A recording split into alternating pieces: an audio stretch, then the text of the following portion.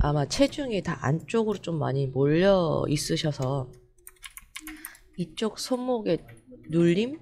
이쪽에 약간 눌림?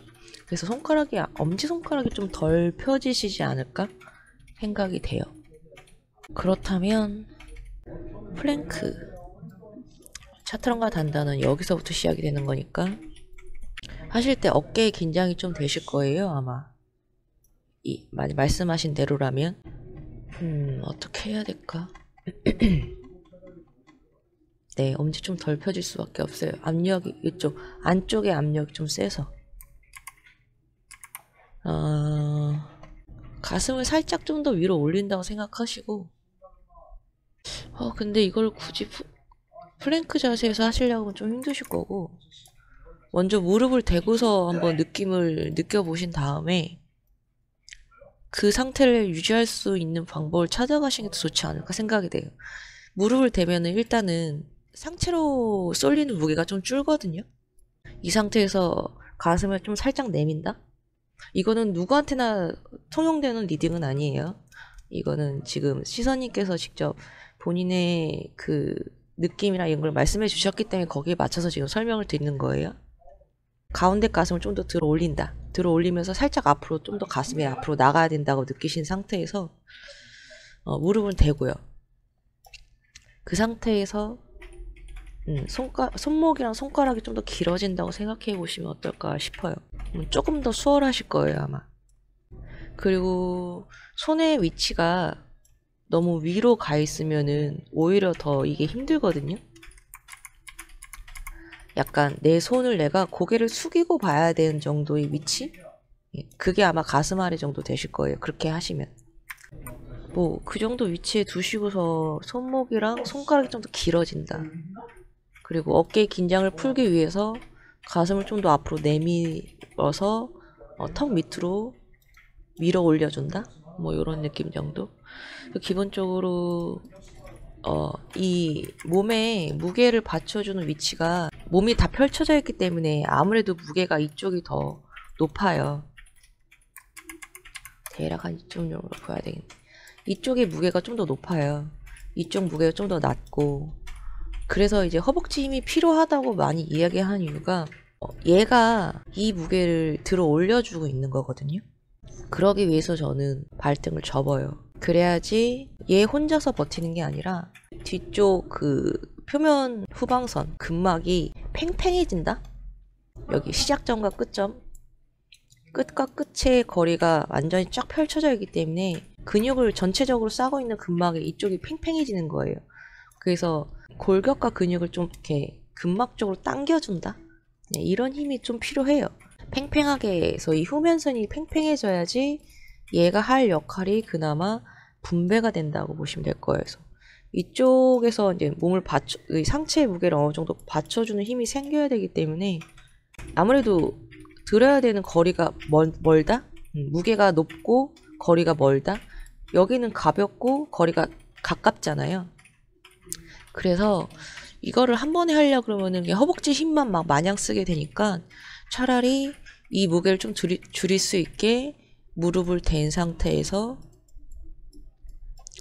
어깨와 팔, 그러니까 손과 손목이 지금 불편하신 거니까 손과 손목의 움직임을 다시 한번 만들어 보시고 그 느낌을 기억하면서 플랭크 차트런과 준비 자세를 연습해 보시면은 그게 더 많이 도움이 될 것 같아요. 보통 운동과 움직임은 압력의 문제라서 그래요. 압력이 잘 분배가 돼야 되는데 이게 분배가 잘 안 되다 보니까 분배가 잘 될 수 있는 환경에서 먼저 그 느낌을 기억하시고 그 느낌, 그 편안한 느낌을 이제 단계를 높여가면서 만들어내 가는 거죠. 양쪽 팔꿈치 관절이 뚝뚝 소리 나는 거예요. 팔꿈치를 누르고 있어서 머리가 뭐 이렇게 됐거나 팔꿈치를 누르는 뭔가를 하신 거예요. 그러니까 허벅지가 받쳐준 힘이 전혀 없다거나 그냥 체중이 이쪽으로 다 실린 거예요. 팔꿈치에 뚝뚝 소리가 나는 거예요.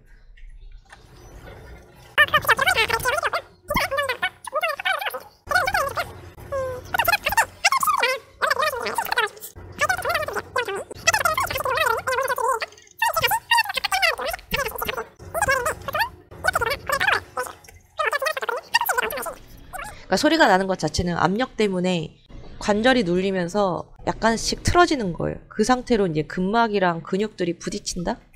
근막과 근막이 부딪힌다? 뭐 이런 것 때문에 소리가 나는 건데, 그러니까 결국은 무게가 팔꿈치 쪽에 실리게 돼서 그런 거거든요. 머리 때문일 수도 있고, 머리가 아니라면 몸이 이렇게 돼 있을 수 있어요. 허리가 처진 거죠.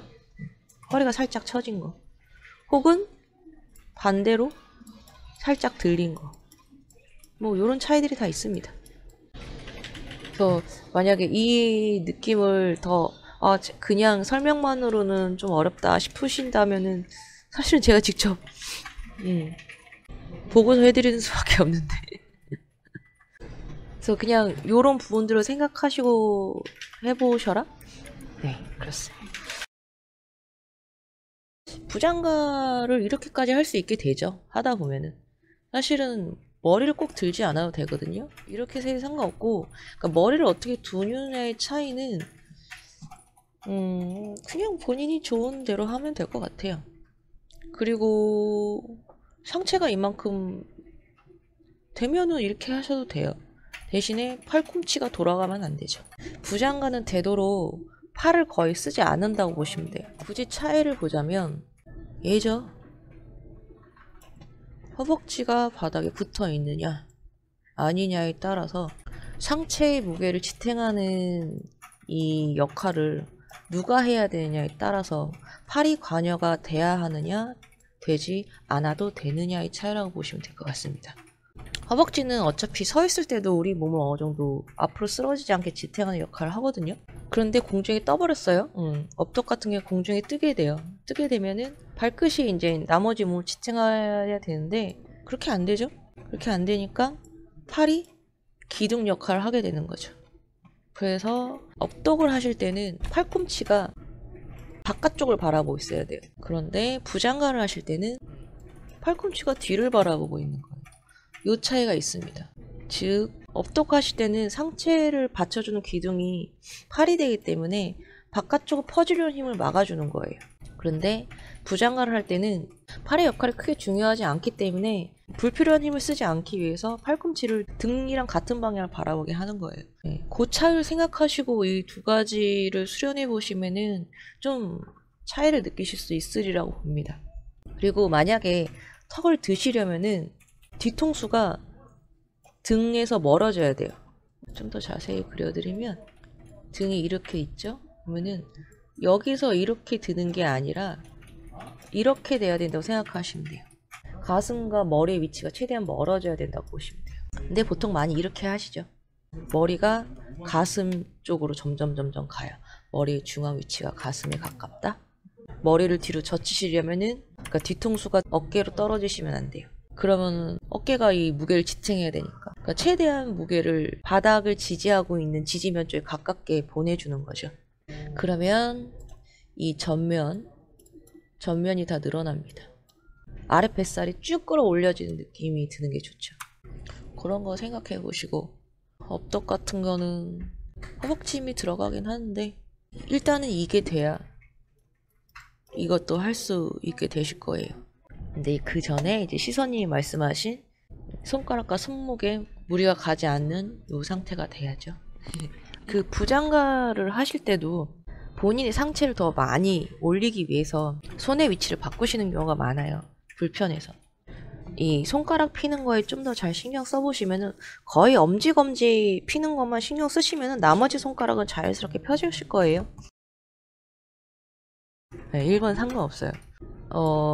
정구를 할 때 이 길이가 짧았다가 늘어나면은 뒤꿈치도 더 앞으로 가야 되고 엉덩이도 뒤로 가야 될 거예요. 네. 뭐 그러면 늘려줘야죠. 굳이 짧아진 걸 유지하고 있을 필요는 없죠. 당연히 들썩들썩하면서 뒤로 가시는 게 더 좋을 거예요.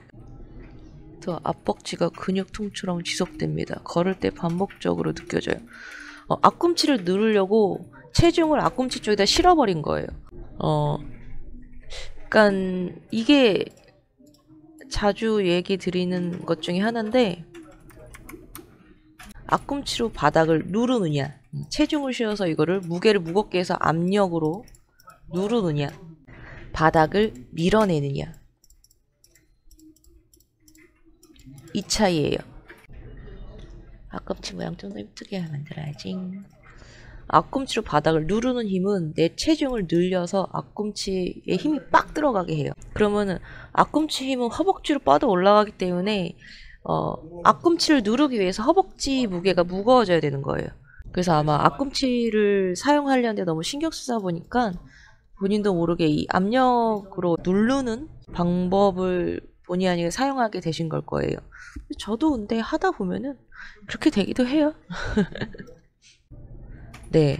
그래서 사실은 앞꿈치를 사용하라고 얘기를 하긴 하는데 굳이 이제 만들어내려고 하기보다 환경을 조성해주면 좀 더 훨씬 수월하거든요. 되게 그냥 별거 아닌 가벼운 느낌으로 하는 거라서 인지는 하되 굳이 의도적으로 힘을 써서 뭔가 거기에 자극을 줄 필요는 없다? 저도 설명을 하긴 하는데 이게 어떻게 들릴지가 과연 내 의도대로 다 들릴까? 약간 이게 조금 그러니까 앞벅지가 이미 너무 발달되어 있는 경우는 앞벅지의 수축력이 높기 때문에 앞꿈치에 무게를 실 수밖에 없게 된다? 앞꿈치를 인지하려고 하면 그러니까 이 압력을 쓰게 되는 거죠. 네, 근데 우리는 이미 중력을 받고 있는데 거기에다가 인위적인 압력을 더 쓰게 되니까 무리를 하게 되는 거죠. 이게 플러스 알파가 돼버리니까. 그래서 그런 거고, 앞꿈치를 인지하기 전에 내가 허벅지가 약간 이렇게 돌출된 편이다 하면 누운 영웅 자세나 무릎 꿇고 누운 자세 같은 거 하시면서 저 허벅지 윗면을 쭉 늘려주신 다음에 하시는 게 훨씬 더 수월하실 거예요. 그 가슴골 정수리로 보내는 느낌? 정수리의 위치를 어떻게 느끼냐에 따라 살짝 틀리긴 한데 이거를 맞추려고 하다 보니까 힘이 들어가는 거죠. 이렇게 되는 게 좋거든요, 되도록이면. 그런데 이 거리가 멀어져 있다. 등과의 거리가 좀 멀어져 있다. 항상 습관적으로 여기 있다 보니까 머리 위치가 여기 있으려고 하거든요. 그러니까 가슴골만 정수리로 밀어 올려봐야 별로 소용이 없는 거예요. 그래서 가슴골을 정수리로 밀어 올리라는 거는 신체 부위적으로 봤을 때 얘기고, 하얀색 상태였을 때는 가슴골을 정수리로 밀어 올린 정도로 충분합니다. 하지만 내가 이미 평소 습관이 이렇게 돼 있다. 살짝 내가 느끼는 뒤쪽 하늘로 밀어 올려준다라고 생각하셔야 돼요. 그렇게 되면 약간 등서부터 이렇게 약간 등이 이렇게 밀려 올라가는 느낌? 요런 느낌을 느끼시면 아마 될 거예요. 그리고 배가 요렇게 된 느낌? 그러니까 요렇게 뻗어 올라와서 요렇게 올라가는 느낌? 뭔가 아랫배가 홀쭉 어목해지는 느낌? 살짝 드는? 네, 하나씩 뭐 찾아가면 되는 거죠. 머리가 짱구라서 어깨서기 할 때 경추가 뜨진 않을 텐데. 네, 왜냐면 어깨서기 할 때는 뒤통수가 이렇게 있으면 여기가 닿는 게 아니라 여기가 닿는 거거든. 이렇게 되는 게 아니라 이렇게 되는 거죠. 쟁기는 경추가 붙는데 어깨서기 할 때 뭐 별거 없어요. 몸이 좀 더 많이 뒤로 가 있으실 거예요. 잠시만요. 안으로 말린 상태에서 안으로 말린 상태에서 만약에 했다면 등이 구부정해져 있을 거고, 수현님은 요가 하시는 분이죠.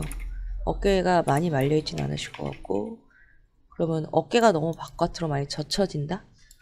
팔꿈치를 너무 안으로 과하게 집어넣으면은 너무 바깥으로 젖혀져서 가슴이 너무 도드라진다?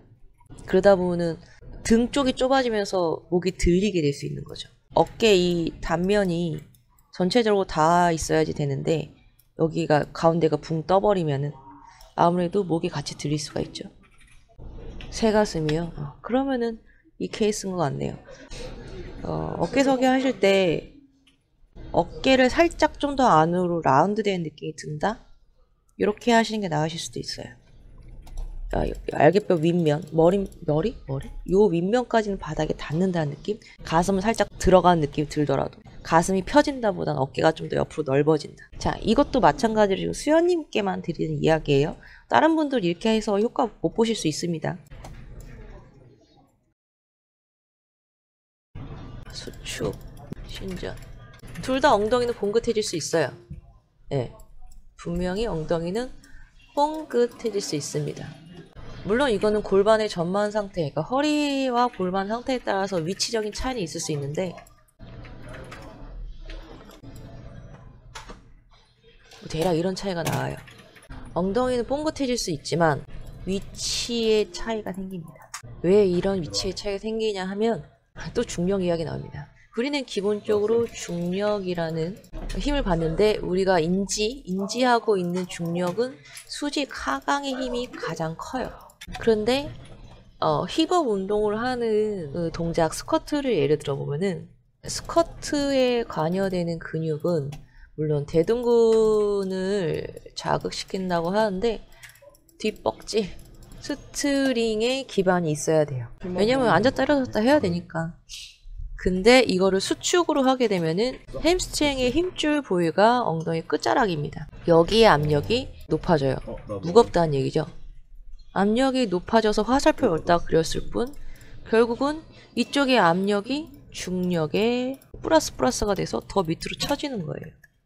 신전을 시키게 되면 햄스트링이 붙는 위치가 이게 정강이뼈, 허벅지뼈가 아니라 정강이뼈 시작 부위거든요.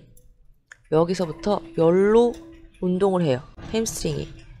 근육의 운동 방향은 기 시점에서 정지점으로 가야 된다고 생각하시면 돼요. 힘줄이 있는 이유는 근육의 운동을 받쳐주기 위해서요. 그러니까 지반 역할을 하는 거죠. 좀 더 단단한 성질이 있어야지 좀 더 안정적으로 움직일 수 있다는 거죠. 그래서 근육이 여기서부터 열로 운동을 하게 되기 때문에 계속 이 힘줄 부위를 밀어내게 되는 거죠. 위로 올리게 되는 거예요. 그러니까 엉덩이 위치가 올라갈 수밖에 없어요. 이 차이를 이거는 이해가 돼야 돼요.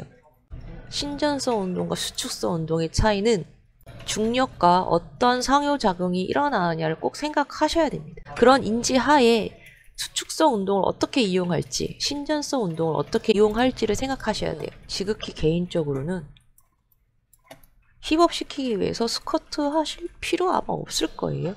저는 지금까지 힙업을 시키기 위해서 스쿼트를 시킨 적은 없습니다. 일단 저는 웨이트 운동을 하는 사람도 아니고. 근데 그렇다고 해서 엉덩이 힙업이 안 되는 적은 없었어요. 어쨌든 우리는 중력이랑 영향을 받기 때문에 얘가 뒤로 늘어져요. 여기 뚝 떨어지는 공간이죠. 여기서 뭉칠 거예요 아마.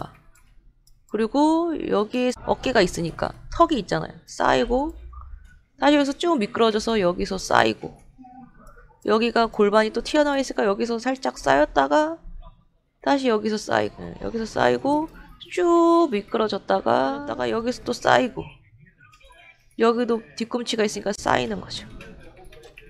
쌓이는 위치들을 볼까요? 두개골 하위, 그 다음 어깨, 그 다음 허리, 그 다음 골반. 허리랑 골반 거의 같은 비슷한 위치죠. 엉덩이 밑, 그 다음에 발목, 아킬레스건으로 통일하죠. 우리가 몸이 안 좋아지기 시작하면은 문제들이 생기는 위치죠. 중력이랑 영향 때문에 처짐을 통해서 길이가 줄어들고 있는 거죠.